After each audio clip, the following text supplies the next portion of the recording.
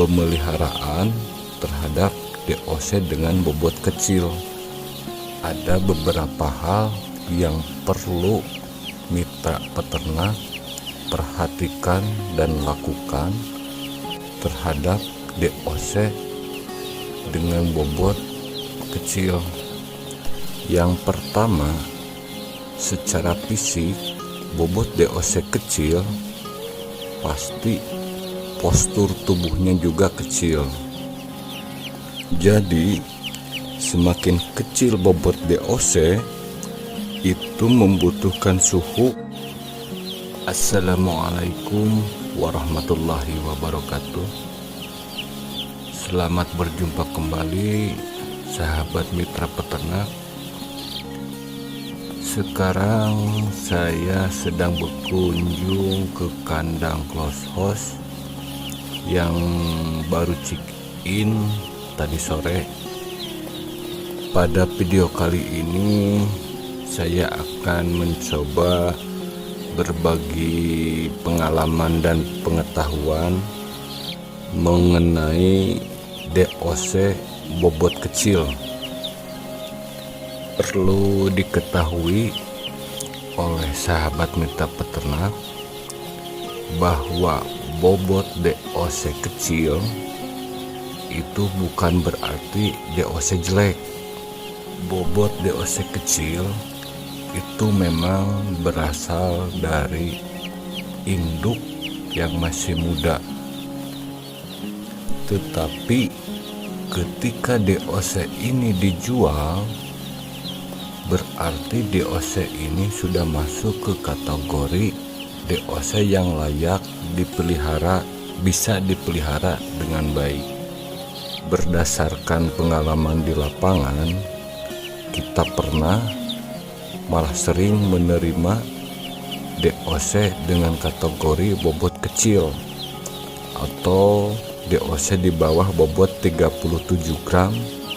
Kondisi tertentu atau dalam siklus tertentu kita pasti akan mengalami atau menerima kondisi DOC dengan bobot kecil, dan hal ini kita tidak bisa menghindari karena perlu diingat salah satu sapronak atau sarana produksi yang kondisinya tidak stabil yaitu DOC, karena DOC bergantung kepada induknya. Jadi yang perlu kita pahami dan lakukan adalah treatment atau penanganan pemeliharaan terhadap DOC dengan bobot kecil. Ada beberapa hal yang perlu mitra peternak perhatikan dan lakukan terhadap DOC dengan bobot kecil. Yang pertama, secara fisik bobot DOC kecil pasti postur tubuhnya juga kecil. Jadi semakin kecil bobot DOC itu membutuhkan suhu semakin hangat dari kebutuhan suhu bobot DOC normal, atau kita bisa menambahkannya 1-2 derajat dari standar kebutuhan suhu DOC normal. Kemudian yang kedua adalah posisi dan jumlah tempat minum. Posisi tempat minum ini perlu diperhatikan, terutama ketinggian nipple, karena dengan postur tubuh DOC yang kecil, yang otomatis jangkauan untuk ke tempat minumnya ini perlu disesuaikan dengan postur tubuh DOC-nya, atau jumlah tempat minumnya bisa ditambah dengan tempat minum manual sehingga membantu DOC atau ayam memudahkan menjangkau ke tempat minum.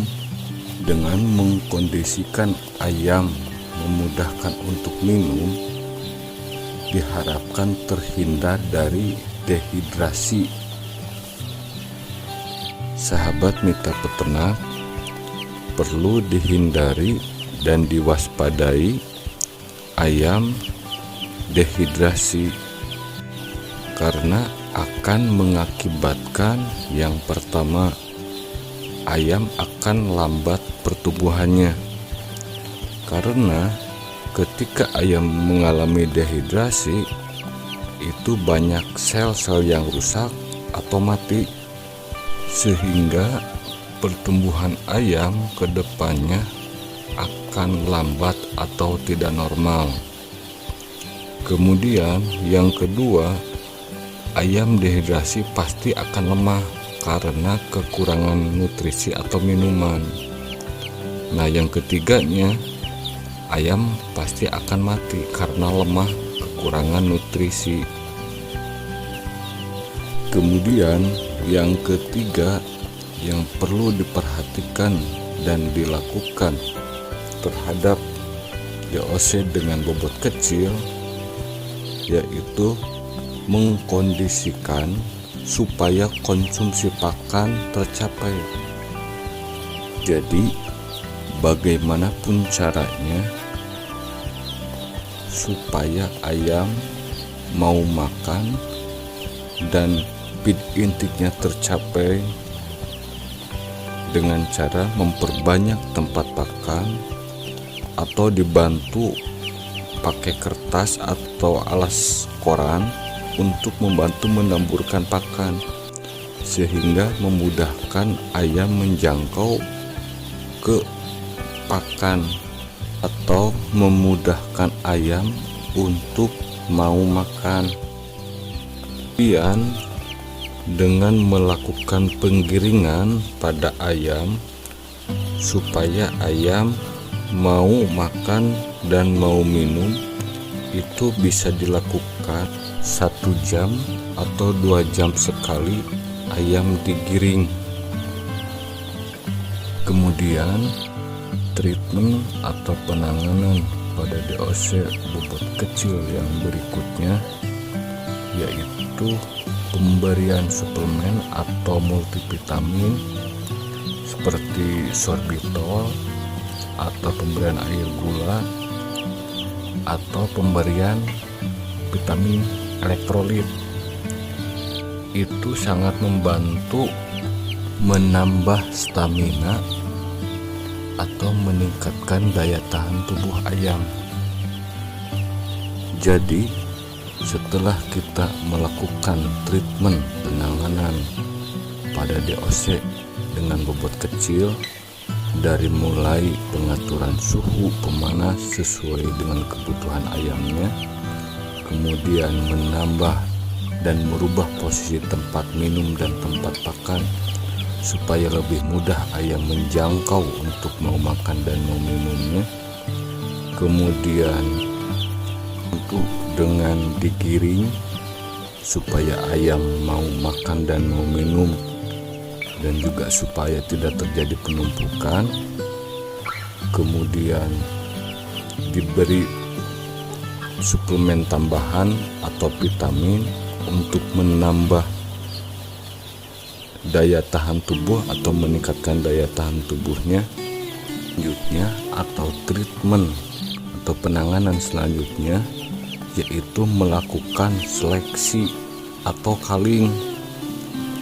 Nah, ini perlu dilakukan kepada DOC yang memang tidak layak dipelihara, seperti DOC dengan kondisi DOC yang lumpuh atau yang lemah, kemudian yang opalitis atau block nipple atau yellow nipple, kemudian pada DOC yang pengkor atau yang cacat paruh, bisa cacat mata, atau pada DOC yang suka ada yang lehernya melintir.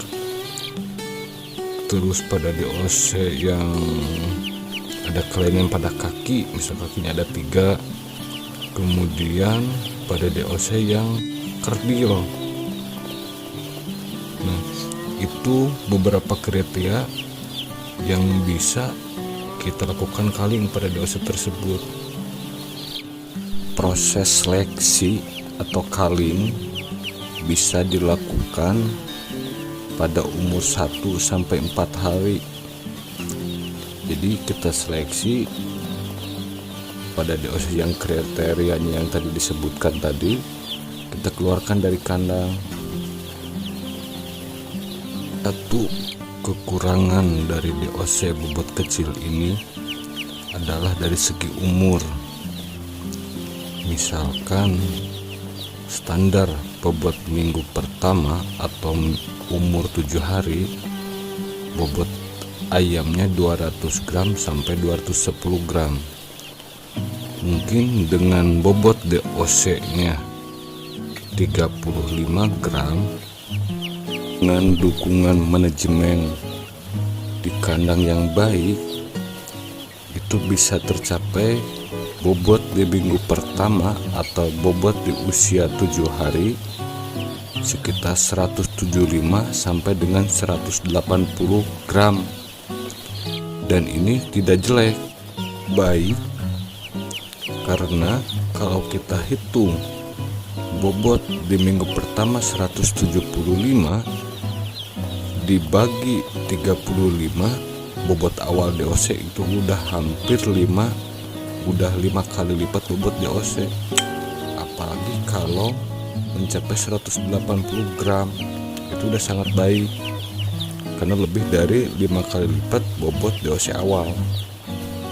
Pencapaian bobot di minggu pertama 175 atau 180 gram, maka sampai dengan pertumbuhan hari berikutnya sampai panen maka akan terjadi keterlambatan.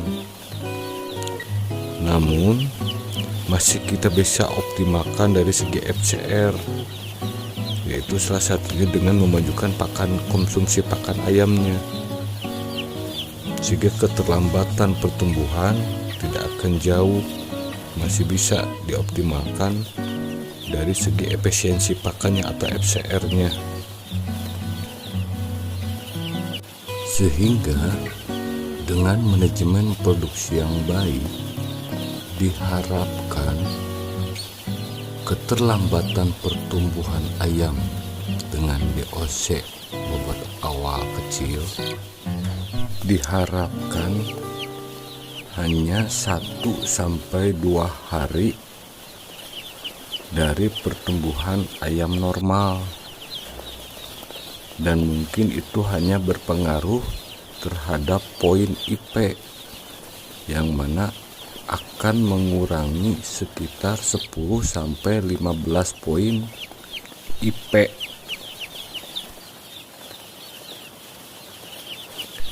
Jadi kesimpulannya, mau DOC apapun atau DOC gimana pun, semuanya kembali lagi kepada manajemen produksi. Tergantung manajemen produksi di kandang. Dengan bobot DOC baik ditambah manajemen yang baik, maka hasilnya akan baik. Dan dengan DOC bobot kecil atau tanda petik kurang baik ditambah manajemen yang baik, maka hasilnya bisa baik. Demikian video untuk kali ini, semoga bermanfaat.